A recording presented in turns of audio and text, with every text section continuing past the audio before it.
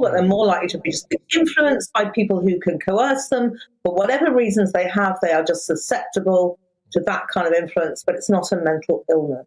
OK, well, Dr. Rakib, I'll bring you in now. You're a social policy analyst. Now, I spoke to an imam on a show I was covering last night. He said all of Prevent is against all Muslims. I also spoke to an individual earlier on in this show who was supposedly an advisor to Prevent, and he said that the whole thing is grounded in Islamophobia.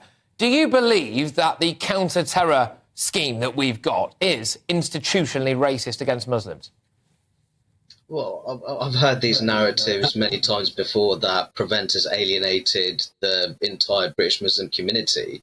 But there was a report published back in 2020 by Press Advisory, which showed that the majority of British Muslim respondents surveyed had not even heard of Prevent. So I'm very confused how you can be alienated by a programme that you've never heard of. I think that what we have in Britain generally, we have a wider narrative setting infrastructure, which offers the view that our counter-extremism structures are anti-Muslim. When I actually see evidence of referrals, for example, to Prevent, the ideological composition of referrals doesn't match the wider terror threat picture. Islamist extremism is the principal terror threat in modern-day Britain. But when you look in the year 2020-21, for example, only 22% of referrals were Islamist-related, concerned Islamism, while, as the Home Secretary has said, 80% of the counter-terrorism policing's network's live investigations, 80%, 4 in 5, are Islamist-related. So you see that there's a fundamental mismatch in terms of how our broader counter-terrorism infrastructure is working. Yeah. Joe, I'll throw it back your way again, your capacity as a behavioural psychologist. It would appear that one aspect of human psychology is a desire to not cause offence to anyone, and the fact that we maybe are quite terrified about it. Do you think that there's elements of that that leak into public policy? We wouldn't want to, quote, unquote, stoke racial tensions, and that can actually mask the way that we deal with things, in this case, like terrorism.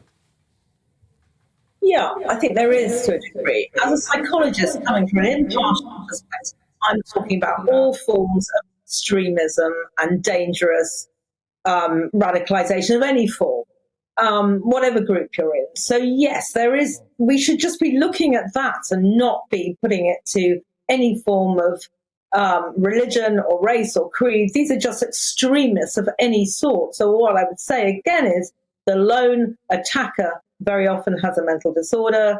The group, the person who's influenced to join a group probably doesn't. They have all sorts of reasons why they may. And we've got to look at it with the perspective of not being frightened, of looking like we are anti anything other than pro, trying to get this sorted out, does a huge amount of damage. We've got to say, not handle it with kid gloves.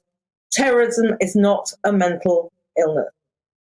Dr. Rakib, just very finally, very quickly, on this particular issue right now, do you actually think that we will get this sorted as long as there are people, apologists out there, who are willing to take taxpayers' money and then go on and pledge support or certainly show support for the Taliban, and they're involved in the Prevent scheme? I mean, it's not going to work, is it, if that's the case?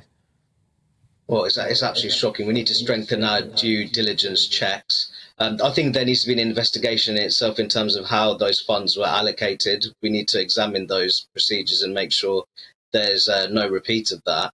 And I think more generally, Patrick, we have to confront this culture of political correctness and radical identity politics, because that has no place in matters of security. Thank you very much. Dr. Rakib Ehsan there, social policy analyst, and Joe Hemmings, a behavioural psychologist, reacting to Prevent. Anyway, you're with